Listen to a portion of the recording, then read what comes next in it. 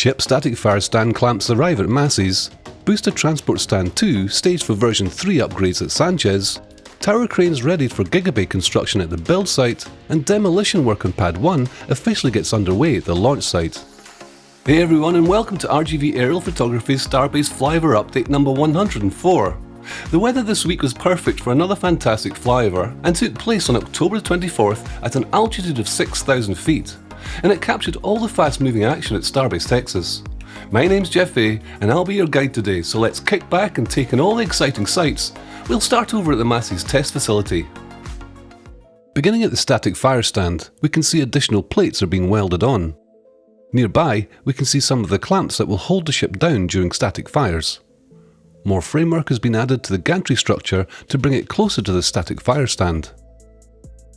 Now moving to the left, sheet metal has been added to the roof of the GSE bunker, and steel plates have been welded around the perimeter of the roof to hold in the concrete.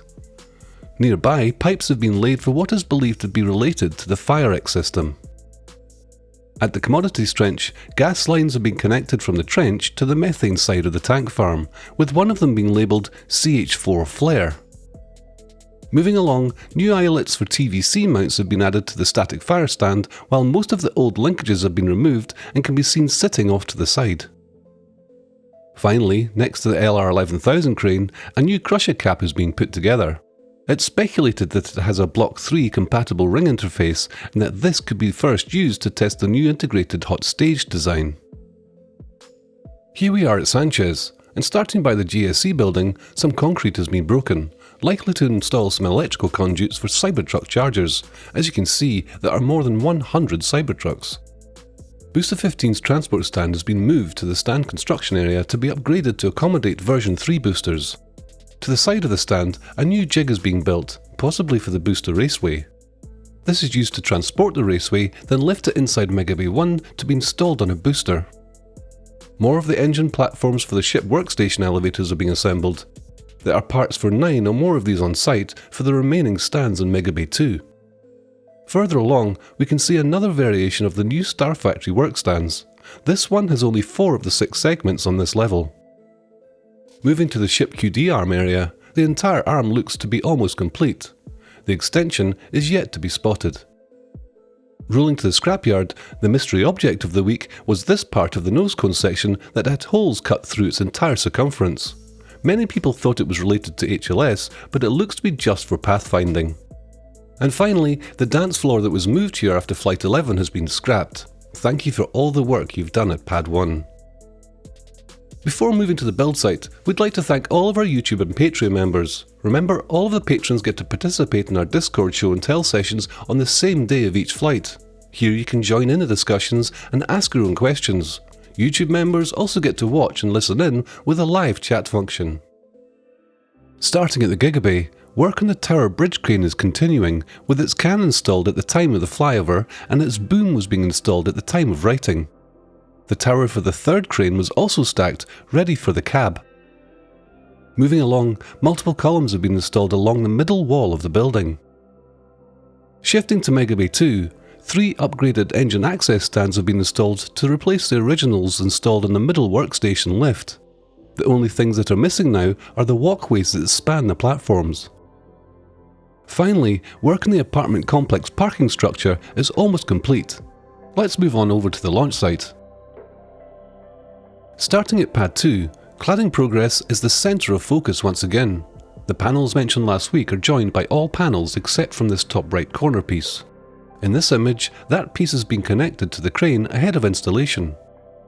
This week would also see the beginning of the filler strips between the bunker and trench wall.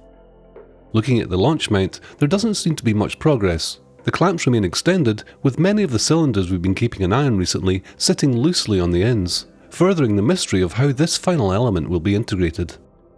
Before we move from the launch mount, here's a render put together with a speculated spray pattern of the top deck pancake. Be sure to give Chrome Kiwi a follow on social media to see more renders of various pieces of hardware around Starbase. Around the pad, progress on remaining concrete work continues. Starting at the top of this image, the retaining wall is complete, with backfill being placed. To the lower end, the inner forms are placed waiting on concrete.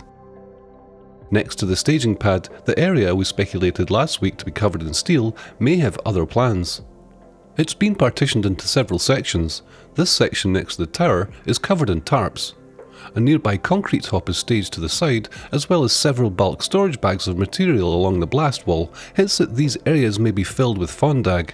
If you're unfamiliar, this is a speciality concrete that can withstand fire and thermal shock of rocket launches. The SpaceX LR11000 remains stretched across the backside of the tower. All boom sections are now connected, including the spare 12-metre section not used in previous configurations. The hook block, however, remains at the Highway 4 staging lot. At the D1 entrance, a new concrete pad now covers the drainage work from last week, with no further progress toward the roadside drains. Near the comms bunker, the main transformers have begun to see some protection like at Pad 1. The 3 smaller units have covers that arrived fully assembled. A larger frame has been taking shape near the wall for one of the larger transformers. This one in the lower right has marks where anchor bolts have been installed to secure the cover to the ground. The comms bunker has seen some work this week. On the roof, air conditioning units have been removed from the end near the transformers. The future of this building has been a question for some, after the addition of many other buildings. This week, one side has been opened with a new block wall and a large doorway installed, hinting that this older building will remain for now. Roof work continues at the mega bunker with several pallets of roofing materials staged on top, with bundles of foam installed nearby. To the left side of the building, electrical conduits are being installed, signalling the next phase of construction. Along the tank farm, the 3 updraft fans have been installed for the 3 expected vaporizers. Shifting to the left, we now get into the demolition phase of the original tank farm. Near the bend in the wall, the loop in the LOX pipe with the shut-off valve has been removed. Moving to the pump side of the original tank farm, the LOX side has seen the largest change. All 5 pumps, including their sumps and motors, have been removed.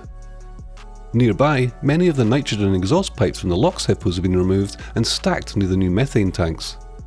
To the berm wall, most of the concrete has been removed from the top surface. Only this end cap and part of the ledge remain. Farther to the left, the concrete slab the berm was built on is now exposed and being broken up. The pile nearby is having the rebar removed prior to being loaded onto trucks and leaving the site. The chopsticks appear the same as the last flyover, however the screw drives on the open end of the sticks were removed during the week. Moving to the hinge, the drawworks cable has been removed. Behind the tower, we can see the cable spool on the SPMT with the blue winch next to the crane used to coil the cable. The OLM is slowly showing signs of demolition.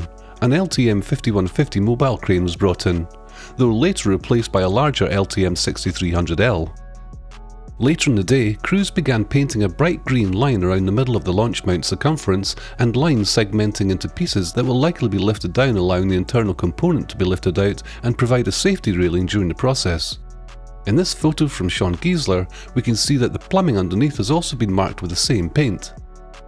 Finishing at the air separation unit site, ground preparations continue. Additional bags of the glass foam aggregate continue to be delivered. Electrical work also moves ahead. Some of the conduits run last week are now covered in dirt with a vault stacked on top. On the 27th, Malcolm Drilling would return to the site, delivering parts, suggesting the drill rig parked at the hopper lot will return to continue drilling. Well, that's it for episode 104 of Starbase Flyover Update. Thank you for choosing to fly with RGV aerial photography, and I hope you all enjoyed the flight. If you liked what you saw today, please subscribe for more episodes and content so you don't miss out on the new videos each week. I'm Jeff A, and we hope to see you again from the 6,000 feet.